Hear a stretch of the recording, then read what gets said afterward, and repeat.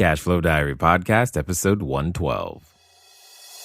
Welcome to yet another exciting episode of the CashFlow Diary Podcast, the podcast that teaches you insider tips, tactics, and strategies for creating leverage streams of cash flow into your life. Learn from top-performing entrepreneurs, business owners, investors, and thought leaders from across the globe as they share their secrets to success. Like what you learn on this and other CashFlow Diary podcast episodes?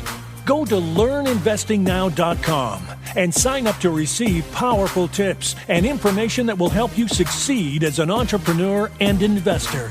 Now, here's your host, investor, entrepreneur, business owner, educator, speaker, author, and master facilitator of Robert Kiyosaki's cash flow game, Jay Massey.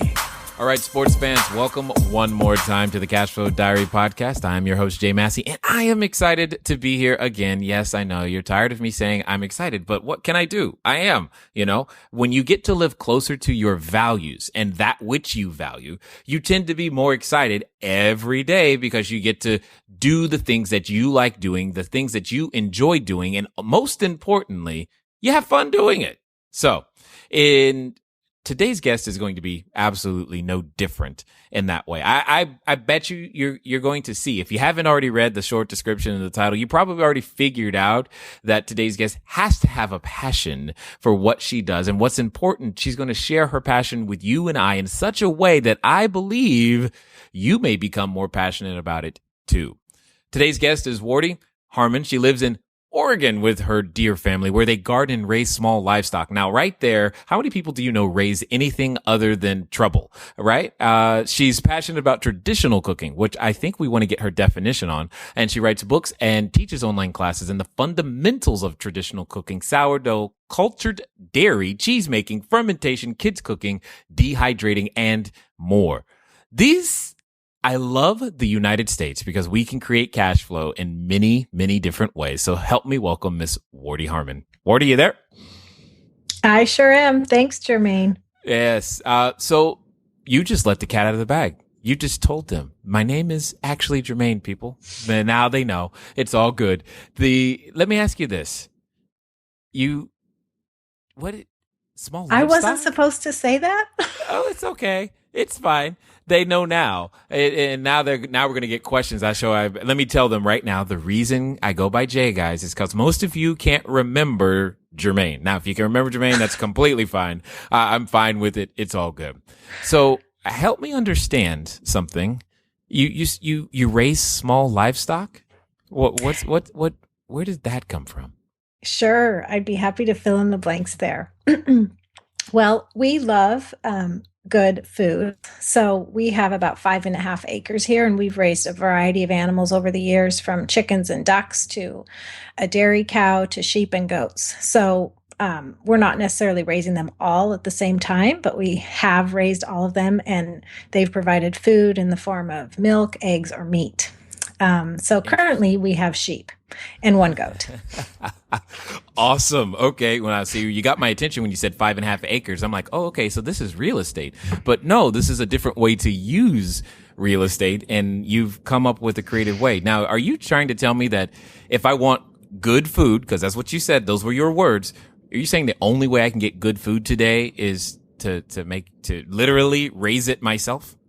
Well, raise it yourself or raise it from someone you trust. Most of the food in the grocery store is, well, let's just talk about meat, milk, and eggs in particular, unless it's organic, and sometimes those labels don't even tell you very much.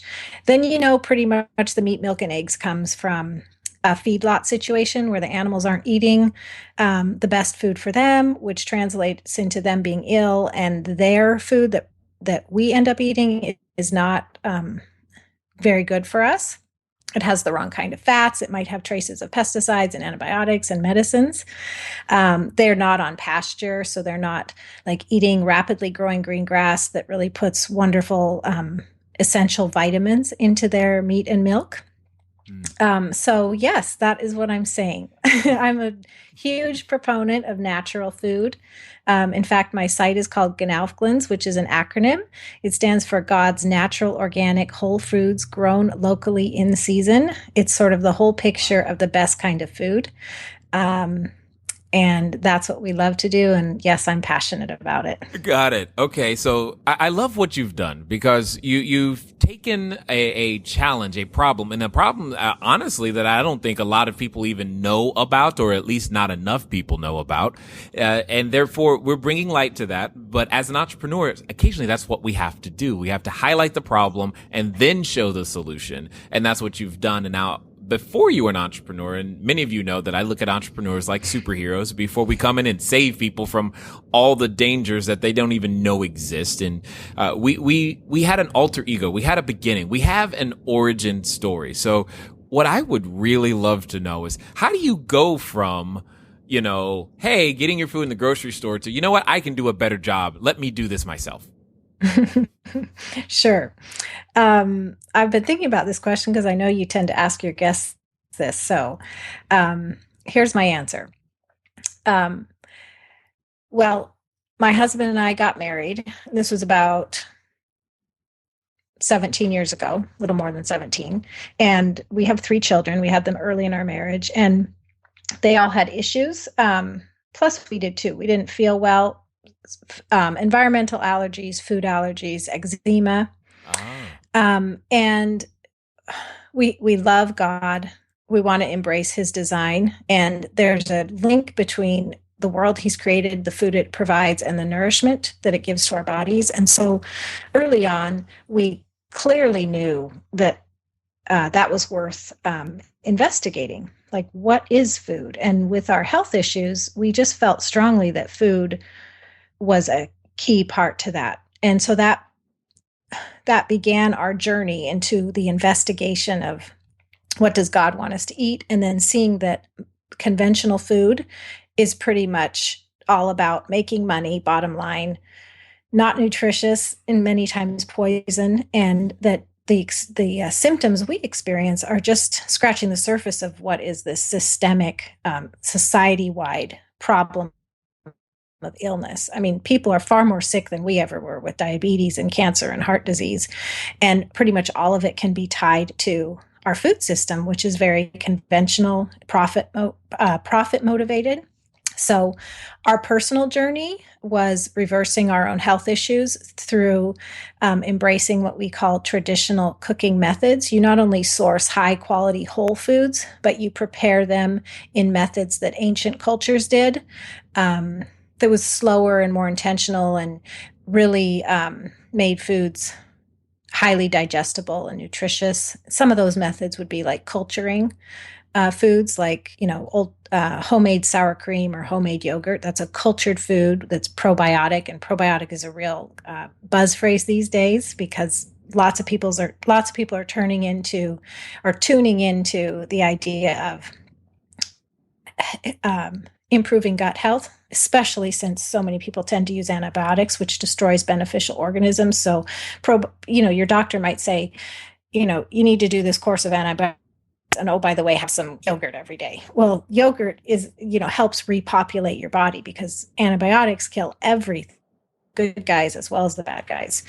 So, anyway, that's just one symptom. Antibiotic use is a symptom, plus all these diseases that we have. And these simply were not a problem to the same degree that they are today before we have this conventional industrialized food system. So we were just felt it was the answer, and we tried traditional methods and whole foods, and our health improved. Our children don't have food sensitivities. I used to have debilitating seasonal allergies that I just simply do not have anymore.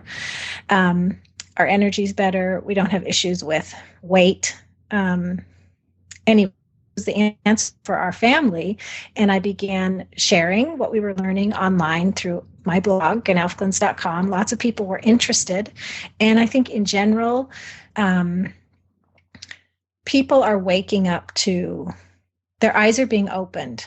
They're interested in answers. Why are we so sick?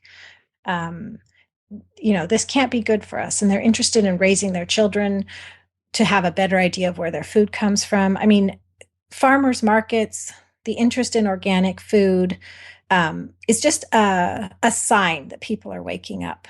And so one of those small niches in this idea of waking up to health food is this area of traditional cooking where you do things like cheese making and sourdough and old-fashioned fermentation, which makes like the best pickles and sauerkraut you could ever eat, and they're nothing like what's in the store.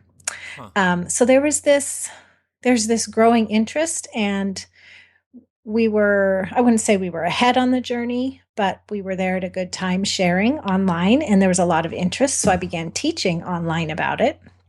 And that is what has turned into, in a nutshell, gnaufglins.com today, where I have a membership site where we just literally have hundreds of videos and step-by-step tutorials on all these traditional cooking methods. And a lot of our members are, there's people that are doing urban homesteading, there's people that are doing homesteading in the country.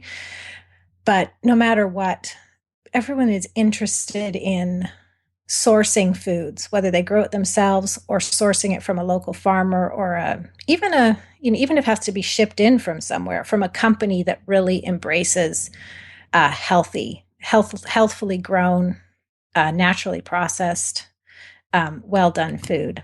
And so it's like a dream come true that this path we were on is also a path that others are on, and that we can help, we can teach and share. Interesting. I mean, if here's the downside to all of you who are listening right now is you can't see the look of shock and awe on my face. I'm just like, wow.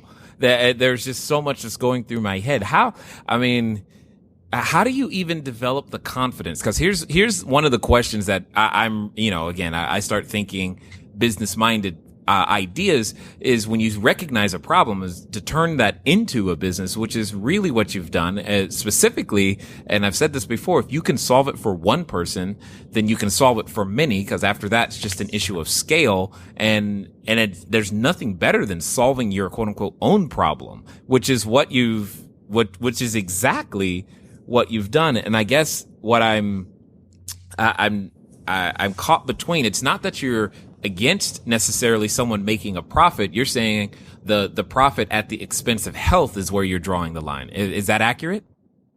Oh, yes, definitely. I mean, I'm not going to lie. I think that most conventional food choices out there are poison, with the sugar and the salt and all the processed foods. And, I don't know what the percentage is. It's very high. It could be like 80% of processed foods have genetically modified corn. And that's really bad. There's just Google genetically modified corn downsides. Okay. So yeah, I'm not against people making a buck, but I am against sacrificing health. And I think that's what the big ag, big food companies have done. And we are all paying the price. I mean, maybe the food is cheap, but we pay the price. We don't feel good. We have doctor visits. We have chronic and rampant antibiotic usage. We have diseases. So yeah, I mean, I think it's poison, most of it. Got it. I see. Okay, that's fine. That's perfect. So, and here's another way of reframing and thinking about that same thing. Remember, guys, you can choose good, you can choose fast, or you can choose cheap, but you should never sacrifice good. And what I hear you're saying is that we keep making the choice of fast and cheap at the expense of good. So I now have a question though. Because if and again, I'm just your normal person. I'm probably asking questions that other people are thinking. But because I was, my experience has been anything that has been quote unquote good for me tastes horribly. So we've got to help me with that. Help me. Come on, Wardee. I know you can help me. Okay. Well, I can help you with that. And I can help you with something that you haven't asked yet. So the first thing is it tastes awesome. I mean, we're not talking low fat cardboard here. We're talking about whole fat milk and yogurt that tastes beautifully. I mean, the best cheese you could eat, the best bread slathered with butter, vegetables with, cheese and delicious sauces. The reason that health food has such a bad rap is because of all these other food myths that we've been living in the modern age. One of them is, fat is bad. So yeah, I mean, it tastes awesome. You should have my homemade ice cream. You should have I my homemade should. cheese. You are right. I should have your homemade ice cream and cheese. We're going to figure out how to get that, but let's keep going. And so, I mean, taste is not an issue. Now, the second thing that you alluded to, which you didn't quite ask, which is because you said if it's cheap and easy, it might not be good. Well, what I'm talking about not only tastes amazing and is very good for you, but somehow along the line, people got the idea that doing things homemade and from scratch is hard, and it isn't. And that's part of the reason why I think we've achieved the success we have, is because we've been able to show people how easy it is and that you don't even have to sacrifice convenience. Now, I'm not talking about the convenience that's like you've got a box of microwave popcorn, you open a bag and pop it in the microwave and you hit the popcorn setting, so you don't even have to think about how much time it is. You totally walk away, it dings, it's done. Pour it in the bowl, eat it. Right. That's one kind of convenience. Yes, and that's very convenient too. It's very convenient. And of course, there's the cost to your health. The kind of convenience I'm talking about is you're already cooking anyway. A lot of these foods cook themselves. You're not slaving over the stove. You're like starting something to soak the night before and it's ready to cook the next day, and it cooks in half the time because it's been absorbing water since yesterday. Or I'm talking about popping popcorn with your kids right on the stove. I mean, my son and I make popcorn and we use a healthy fat, coconut oil or palm oil. And we choose great popcorn, organic popcorn kernels. And it's very quick. I mean, it takes literally a few minutes, and we enjoy the process. We have fun together. We know where it came from. So it's quick. And I myself, before we came to where we are now, I totally bought into convenience. I was a new mom, and the SpaghettiOs and the Pop-Tarts were just like calling my name because of how easy they were. No, you're going to take away my Pop-Tarts? Oh, come on. Yeah. So, but what I realized was we feel so much better, and it's not hard or takes a long time to do what we're doing. And there's so many more benefits in it, from the way that our family cooks together, from the way that we know where our food comes from. We can believe in the person who grew it, or ourselves if we grew it ourselves. Our health is improved. So it's this big picture of delicious, healthy, and pretty darn easy.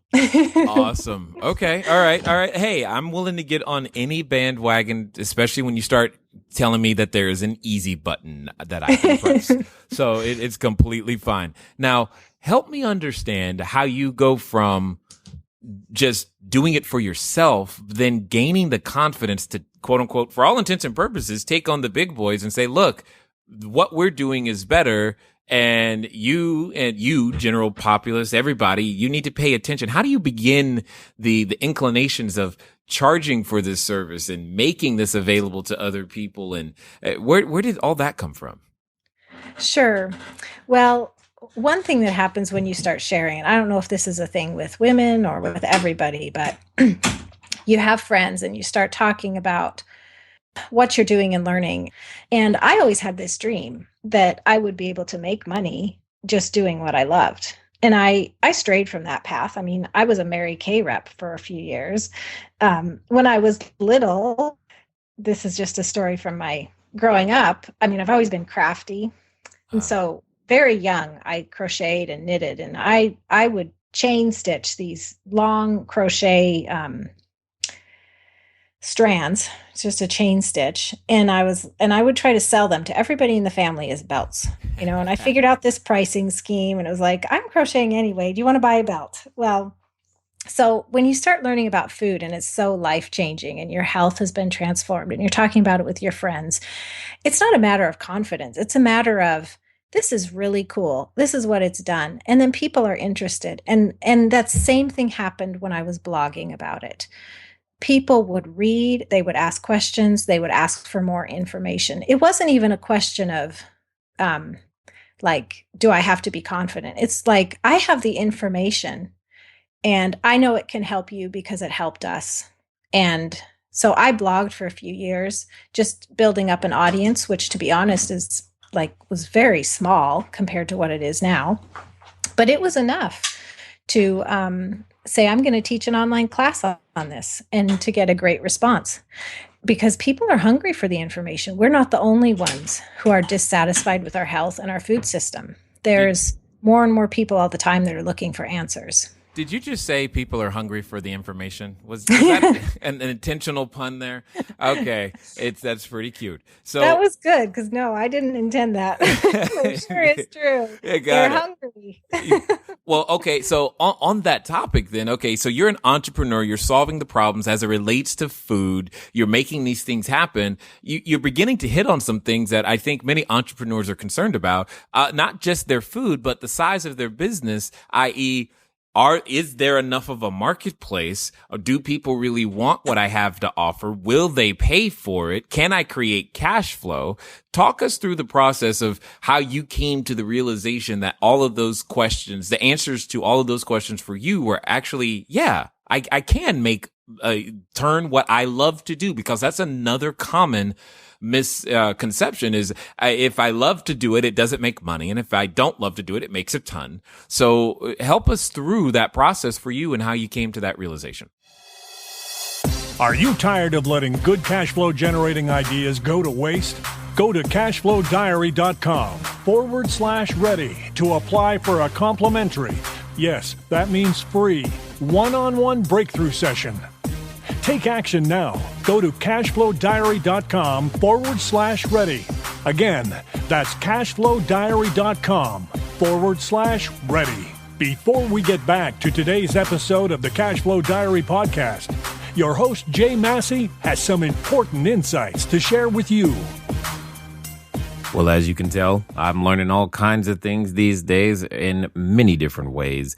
Our guest today has done an incredible job of just blowing my mind, and hopefully she's doing that for you as well. And I will get you straight back to that. Just want to make sure that everybody knows two things. One, the audiobook has been finished. Audible is doing its final Q&A, and hopefully they will approve and everything will be fine, and you'll be able to send it out to all you guys who are already on that list. 949-682-3565. The keyword is audio, AUDIO, or cashflowdiary.com/audio. We'll be able to get it to you soon. It is coming, and I'm so glad to say that.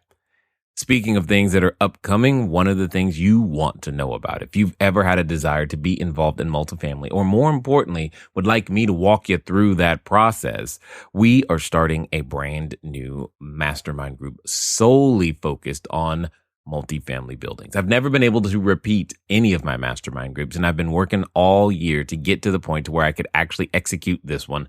And now it is time. Go over to cashflowdiary.com/multifamily. You're going to get 3 1-hour webinars complimentary that'll give you the groundwork necessary to get your multifamily business off the ground.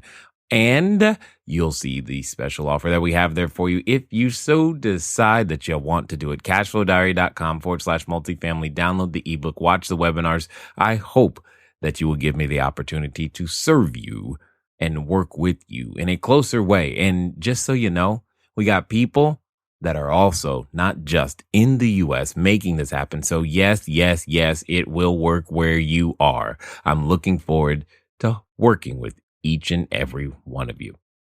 Well, can't work with all of you, but you that are on the fence, you the one thinking, does he mean me? Yeah, I'm talking about you.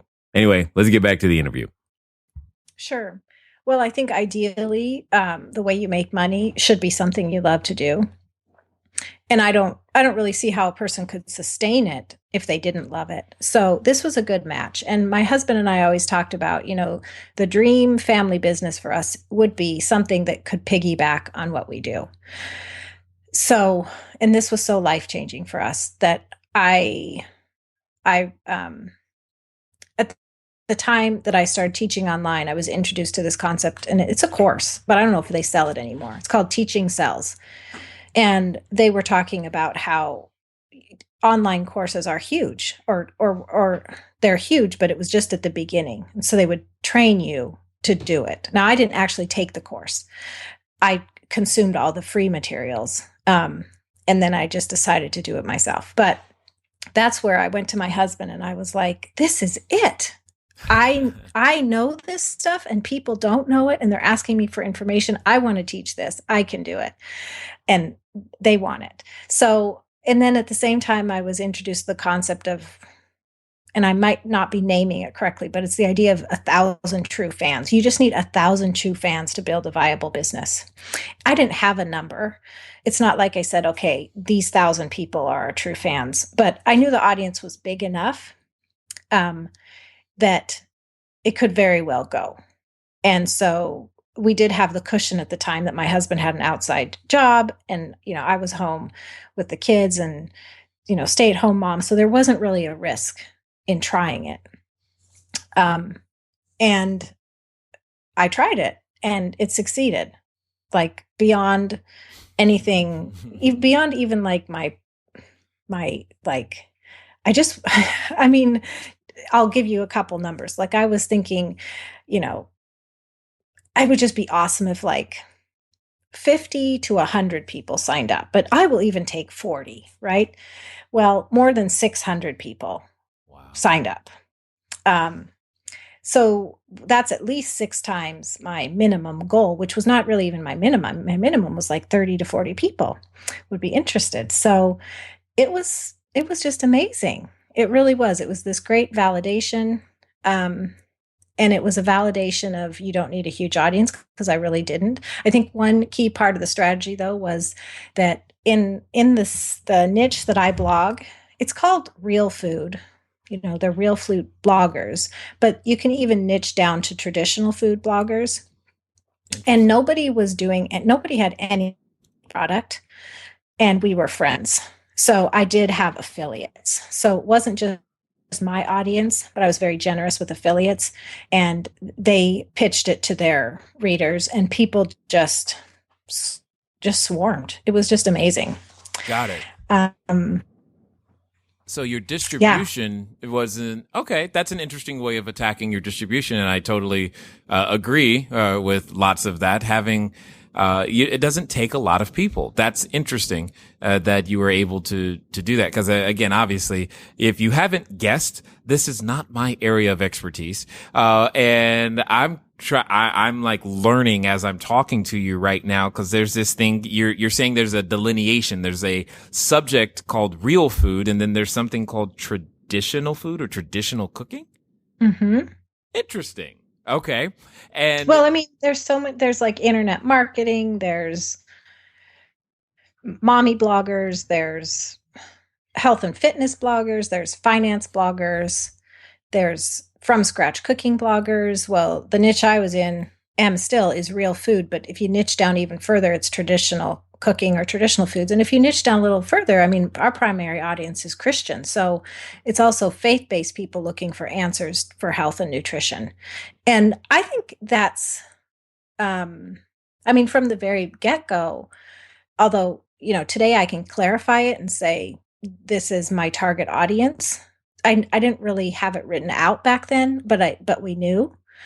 And so our kind of core values and who we were speaking to was just part of the language, and it really resonated with people. Totally understood. Yeah. But you're bringing up another good point that I always like to make, and I just want to hear your take on it because you just said something I think is so key to so many people is that they haven't written their first offer, they haven't started their business. They're thinking, oh, I'm going to write all this stuff out. It sounds like to me you just started and quote unquote let the chips fall where they may.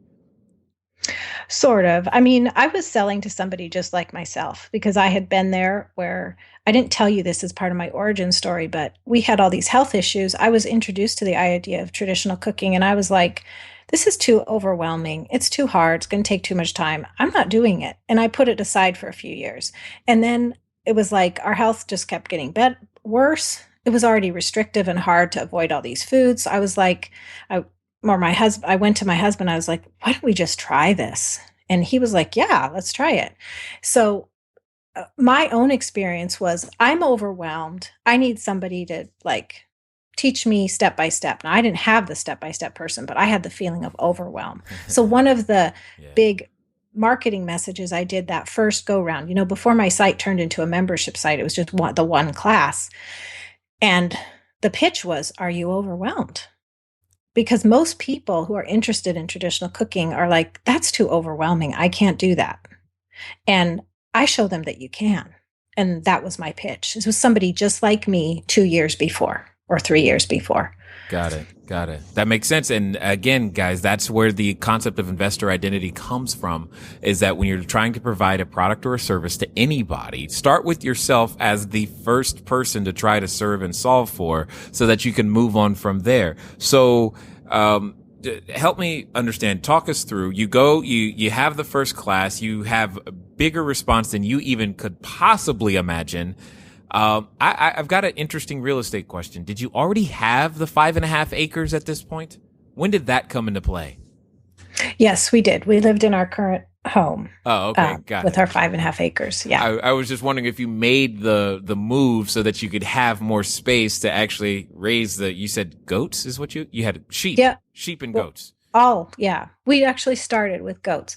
I mean, we started eating this way ourselves. And one of the first things we did was like, well, there's nobody around us providing raw milk. So let's get some goats and milk them ourselves, So, and then 2 years later, or maybe not even that long, is when I started teaching how to use the raw milk, in your kitchen.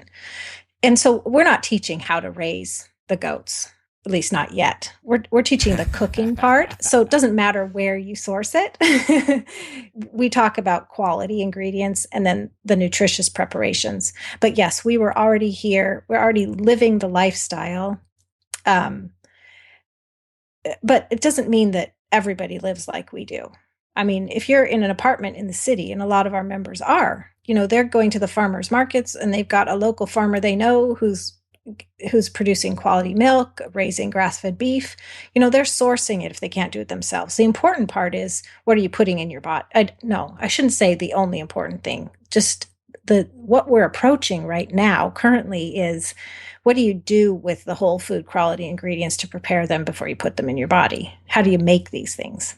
Got it. Yeah, and you know what I love about this is that it's so foreign to me, but yet it feels familiar when you start talking about the problems and how you solve specific ones. Because I like the distinction you just made, is that we don't teach people how to raise the goats, and then you said yet, and I love that, because there goes a whole new product line. Because that's what I'm sitting here thinking. I'm like, how do I learn how to milk a goat? That's not like, a high school class I took. It's like, where does that come from? Is there a whole goat milking ebook somewhere? Anyway. Oh, yeah, there are. I'm sure there are. The information is out there, believe me, because I had to learn it. Exactly. And that's what I'm saying, is that you've taken information that has traditionally been more challenging to obtain, more challenging to even find. I mean, oftentimes, if it's not easy for us to go find it, we quit.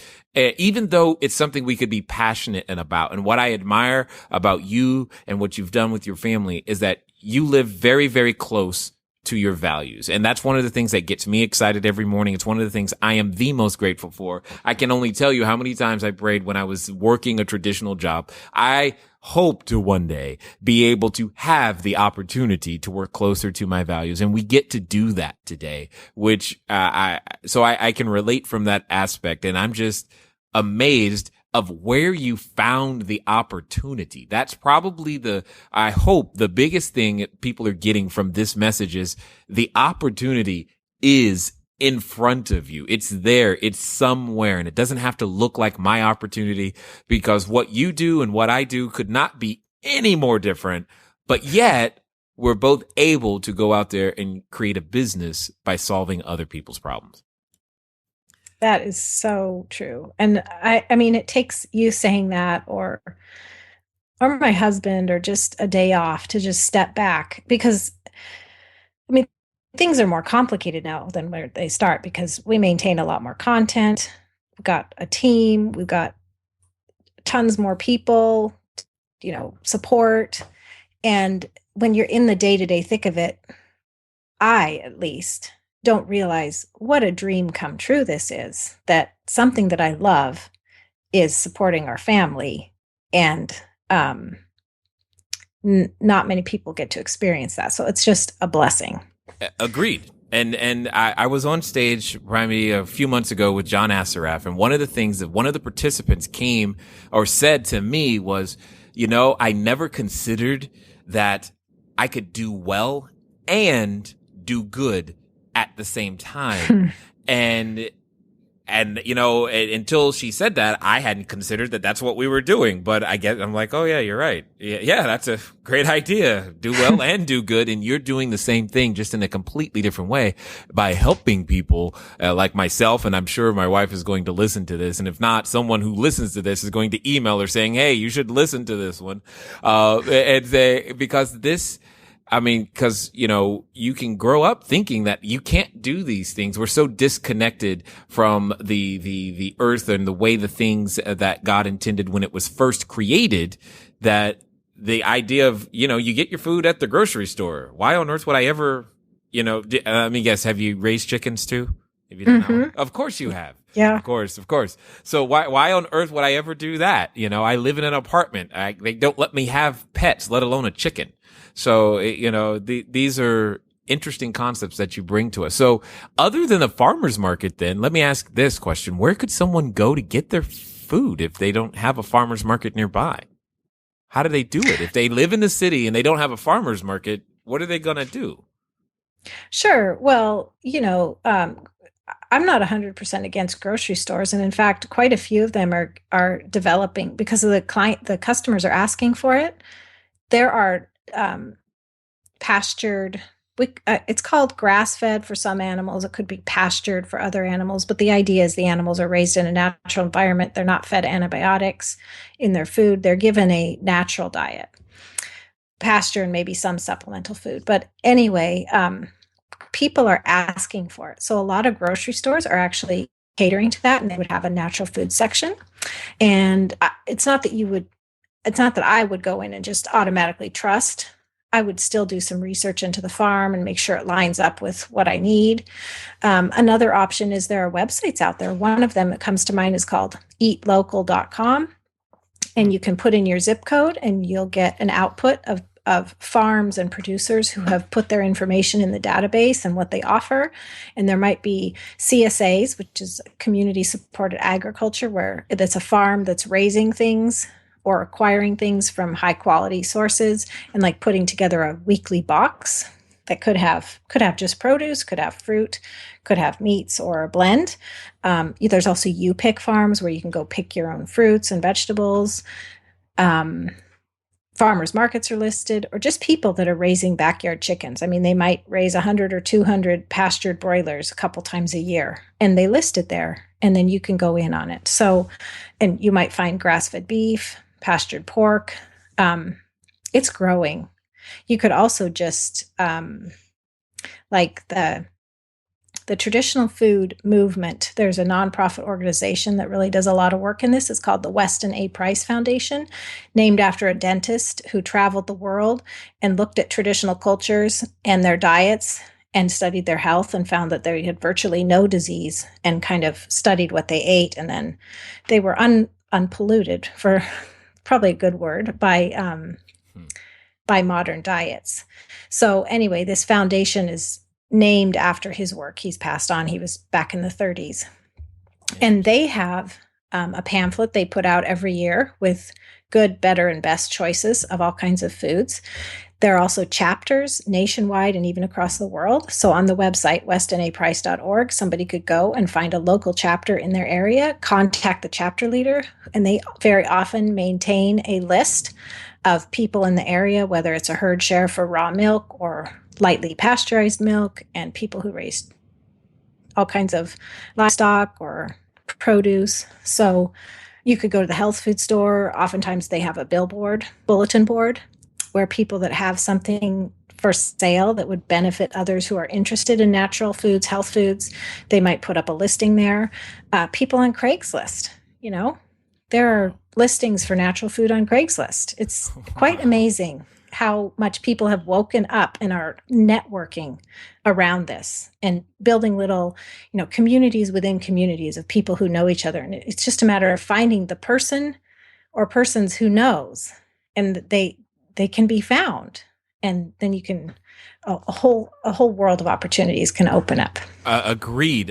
Because this is I am being enlightened, and I can tell and I can hear why you have chosen to provide this content, because I can hear it, and I'm sitting here going, how many options could there possibly be outside of a grocery store? And I was just like, oh, so what you're saying is there's more. Lots. Got it. I hear you. So now, I don't want anybody to get the wrong idea, because we actually have a great grocery store with a really good natural food section. So I go to the grocery store once a week. I just don't buy what most people are buying. Got it. Yes, you're buying different stuff, because she's like, I got that at home. Literally, it's walking around outside. I fed it this morning myself. So totally understood. My question though is you began to highlight, I think, the challenge that many are having. So I want to make it a little bit easier for everyone listening to be able to find, because you said it's a matter of finding your entry point, finding that person or persons that have that network and that information, which clearly you have. So you got to share with us, for the newbies like myself, how do we get started? How do we find out more about this? What you call it? Traditional food movement? Because see, that was even a new term to me. How do we find out more? How do we get in contact with you? So that if we're interested in going down this path, we could use you as our guide. Sure. And I would be thrilled and honored. My site is gnowfglins.com, which is GNOWFGLINS.com. As I said before, it's an acronym. Google does know it. If you just begin typing GN, it usually will auto-populate. An easy URL for you is traditionalcookingschool.com.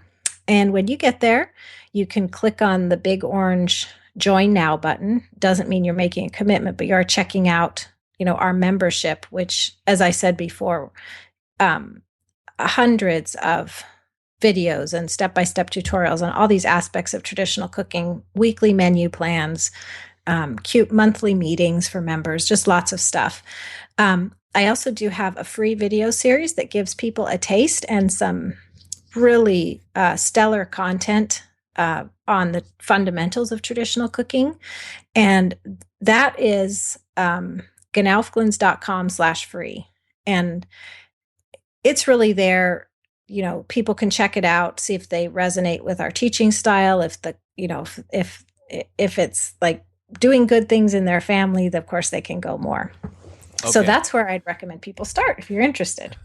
You do realize you just said if people want a taste, they can go.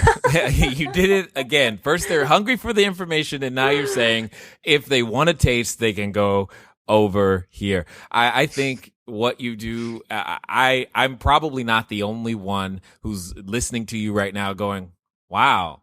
And inside there is a complete opportunity that could support my family. I've said it before, and I'll say it again. No one has a money problem. We have an idea problem, because you have taken an idea and turned it into something that supports. And I think you said you had staff and people. So now it's not just providing a solution or an income for your family. You're actually providing jobs for other people based upon this same concept and solving other people's problems and giving them access to how to make this a reality in their life. And for that, it is nothing but job well done. And I am blown away. I'm right now. You've got me wondering, what does you're making it sound like I've never really tasted butter or ice cream and all these other things. And I was like, I wonder what her butter and ice cream and cakes take like. They probably taste a little better. So anyway, I'm definitely glad that you've taken the time to invest with us here at the Cashflow Diary. Thank you so much for having me. It's just been an honor. Now, before I let you go, I want to know, what would you say to that person who's thinking about it? Maybe because, we can come up with some crazy ideas. We're sitting at our, you're sitting up late one night, you can't sleep, or you're dreading Sunday night because Monday morning is coming, or you've tried a business before, it didn't work out, or you're in the middle of a business and maybe you're thinking about another one and you think the idea is just too wacky to try. What would you say to that person who's feeling or thinking that right now? Well, I would say you don't know until you start connecting with people. And there is absolutely no risk, no downside, and like very little cost. I mean, a few bucks a month to start a blog or start a podcast and start talking about what's on your heart.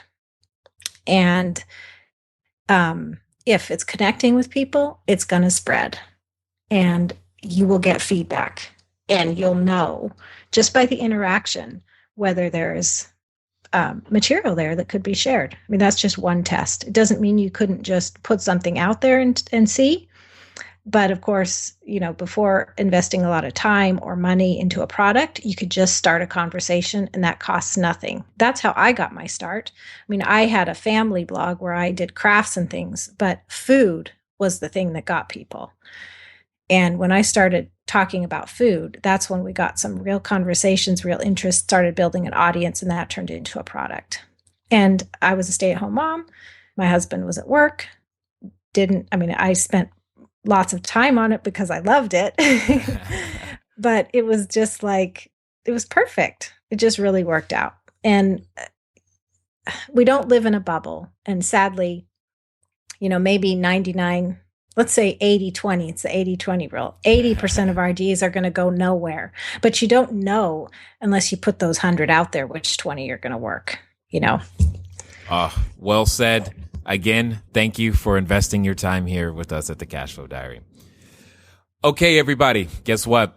You know what it's time to do. It's time for you to move at the speed of instruction. I can't even begin to list for you the number of resources that were given to you in this particular episode. If you have an interest in feeling better, and we didn't get down the looking better, but I bet you probably look better if you start eating better food too. Go to these websites, and I can't pronounce the other one. I'm going to say go to traditionalcookingschool.com because and I know that this is something that's been on your mind, and now is the time to go out there and take that next step. Take your ideas. It doesn't matter how wacky. I like what she said. It doesn't matter what you think. Just go out there and test them. Let the marketplace tell you. Let them give you feedback so that you can make the corrections necessary to move forward to the next step. Guys, it's been fun talking to you. Thanks for listening, and I look forward to talking to all of you again soon. Until next time.